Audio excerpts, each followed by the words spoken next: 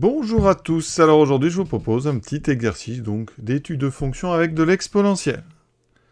On va prendre f de x égale à moins 2x2 plus 4x fois exponentielle d'un demi de x plus 1.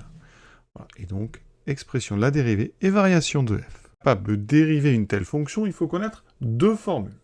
La première, c'est la dérivée d'un produit, donc la dérivée de uv. Vous savez tous que c'est u'v plus uv'. Et ça s'applique à condition que u et v soient dérivables. Ensuite, on a un exponentiel ici, et on va utiliser une formule. Alors, formule de terminale, exponentielle de u, si u est dérivable, ça fait u' e de u. Si on se borne au programme de première, on dérive une fonction qui est sous la forme, donc, kx associé exponentielle de ax plus b. Et bien, quand on dérive ça, on trouve la fonction kx associe a exponentielle de x plus b. f de x, on va le mettre sous la forme u fois v. Donc f de x, c'est u de x. Alors je vais peut-être la réécrire d'abord.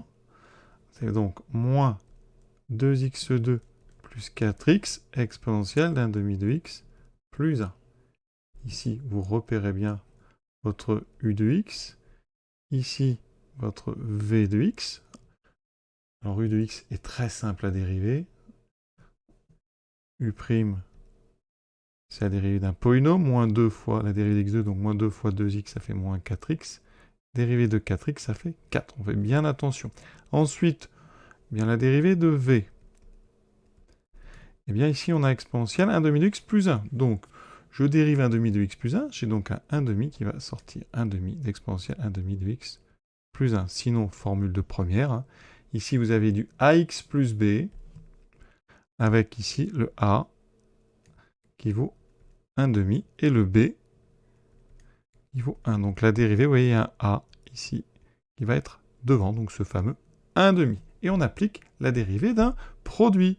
Donc vous avez f' qui sera donc u'.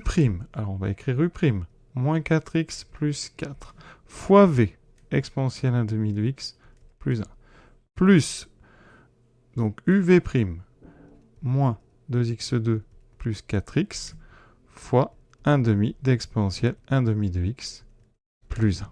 On est ici, et qu'on a donc terminé l'utilisation des formules, on va essayer de mettre ça sous une forme plus pratique pour l'étude de signes après, parce que pour étudier les variations en question 2, il faudra le signe, le f'. Alors ce qu'on remarque, c'est que vous avez un facteur commun. C'est l'exponentielle ici. Quand on dérive un produit avec un exponentiel, on a à chaque fois un exponentiel qu'on retrouve. Donc on va le mettre en facteur. Donc je vais le mettre devant, cet exponentiel 1 demi de x plus 1. Et donc après, eh bien j'aurai moins 4x plus 4, plus, alors attention, parce qu'ici vous avez un demi, d'accord? Ce demi, il va les multiplier, moins 2x2 plus 4x. D'accord? Donc je vais y aller doucement, ça fait 1 demi fois moins 2x2 plus 4x. Voilà. Ça donne exponentielle 1 demi de x plus 1, multiplié, alors vous pouvez mettre un multiplié si vous voulez, donc moins 4x plus 4. Ensuite, quand on multiplie tout par 1 demi, ça divise tout par 2.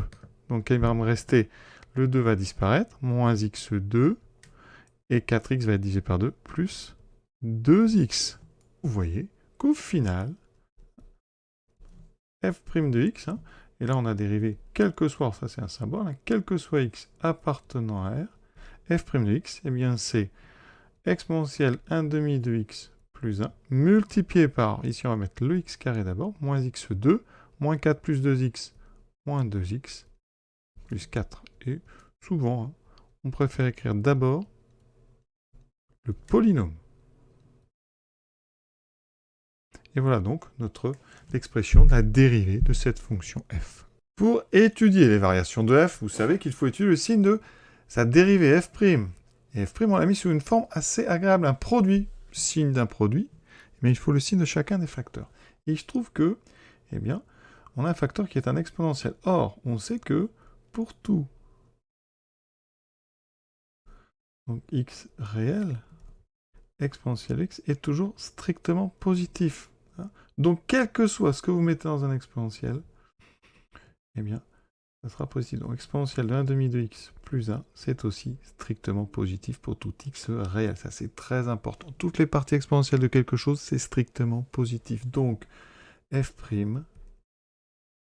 est donc du signe de l'autre facteur, parce qu'on a un facteur ici strictement positif, donc est du signe de moins x2 moins 2x plus 4. Donc maintenant, eh bien, on va partir dans le signe, justement, étude du signe, donc de moins x2 moins 2x plus 4. C'est un trinôme du second degré, donc on va passer par le discriminant. A égale moins 1, B égale moins 2, C égale 4, une bonne petite révision ça. Donc discriminant B carré, donc moins 2 au carré, moins 4 à C, il faut aller doucement, ça fait 4. Un moins au carré, ça fait plus, hein. Donc ici, 4 plus 4 fois 4, 16, ça fait 20. Donc on a 2 racines.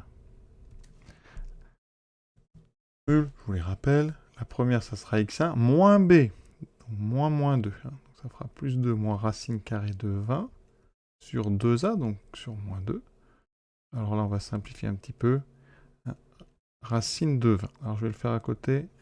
20, c'est 4 fois 5. Donc on peut sortir le 4 sous forme d'un 2. Ça fait 2 racines carrées de 5. Donc ici, on a ceci. On peut donc simplifier tout par... D'abord tout par 2. Ça fera 1 moins racine de 5 sur moins 1. Puis par moins 1. Ça fera moins 1 plus racine de 5. Et la deuxième, x2, je vais l'écrire ici, c'est donc moins 1 moins racine carrée de 5. Donc voici nos deux racines, et c'est elles qui vont nous donner le signe, parce qu'on sait que le trinôme est du signe de A à l'extérieur des racines. On passe donc au tableau, qui va nous permettre d'avoir les variations assez vite. Donc x est entre moins l'infini et plus l'infini. Le signe, eh bien, de f', c'est exactement donc celui de notre trinôme. Donc les valeurs importantes, c'est x1, xe. Attention, x1 est plus grand que x2. Ça, c'est toujours le cas quand vous utilisez les formules comme moi avec un a négatif.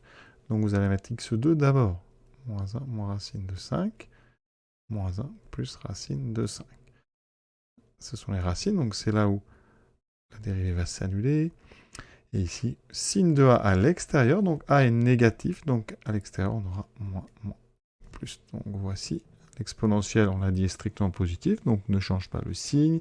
Et donc les variations de f de x en fonction de x, où vous mettez variation de f, c'est donc décroissant, croissant, décroissant. Regardons à présent à la calculatrice. Donc ici, moins 1 plus racine de 5, ça fait un 23. Moins 1 moins racine de 5, c'est à peu près moins 3, 23. Les courbes. Donc je vais dans f de x. Ici, j'ai tracé, j'ai rentré l'expression. Je trace, hein, j'obtiens ça. J'ai cadré avec la touche fenêtre ici pour que la courbe rentre. On a bien une courbe qui est décroissante, croissante, décroissante. On va regarder ici. Donc à l'aide de nos calculatrices, ici, vous allez dans calcul et on va chercher le minimum ici. Donc ici, vous appuyez sur 3. Et vous, donc ici, alors, si vous voulez le premier minimum, vous mettez borne gauche, donc il faut vous déplacer. Vous voyez, vous allez juste entourer ce sommet. Ça, c'est comme ça qu'on fait sur une Texas. Je vous montrerai après sur Casio. Ici, donc si vous voulez le sommet qui est ici, voilà, et vous rappuyez. Et là, ça va vous donner donc moins 3,23. Vous voyez, c'est notre moins 1 moins racine de 5, et on a moins 18, 27 à peu près. Donc ici, on va écrire à peu près moins 18,3. Et on va faire pareil avec notre, ici, maximum local. Ensuite, on passe sur la Casio. On va donc ici aller tracer. Voilà, alors, vous voyez, il va falloir régler la fenêtre. Donc ici, x minimum, on va mettre moins 10. Ensuite, en y, on s'aperçoit qu'il faut quand même descendre assez. Donc on va mettre par moins 20, et on va mettre 10, voilà. Et on va donc ici aller, on retourne donc, on sort de là, et on retrace notre courbe. Vous voyez, on a ceci. Si vous voulez les maximums avec une Casio, vous allez dans GSolve, c'est au même endroit. C'est donc le graphic solver ici, et vous mettez maximum, par exemple. Maximum, vous voyez, tout de suite, la croix apparaît, c'est plus rapide qu'avec Texas. Ici, on a 1,23, donc c'est notre moins 1 plus racine de 5, et 9,52. Si vous voulez le minimum, ben vous allez taper minimum, et vous voyez que la croix est là, moins 3,23 à peu près, moins 18,27. Vous voyez, ça va très très vite. Hein.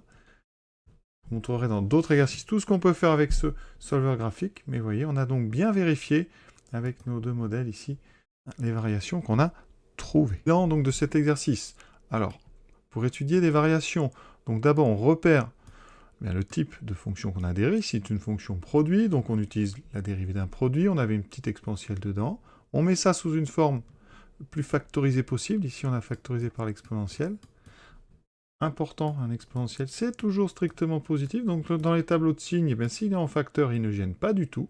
Donc on avait juste à trouver le signe ici d'un trinôme du second degré, on utilise le delta, on trouve ici deux racines réelles, et donc le signe c'est celui de A à l'extérieur, donc moins plus moins, et ça nous donne directement les variations de f. Voilà, cet exercice est terminé, c'est une petite mise en jambe voilà, sur les exponentielles. Je vous souhaite une bonne fin de journée, à bientôt.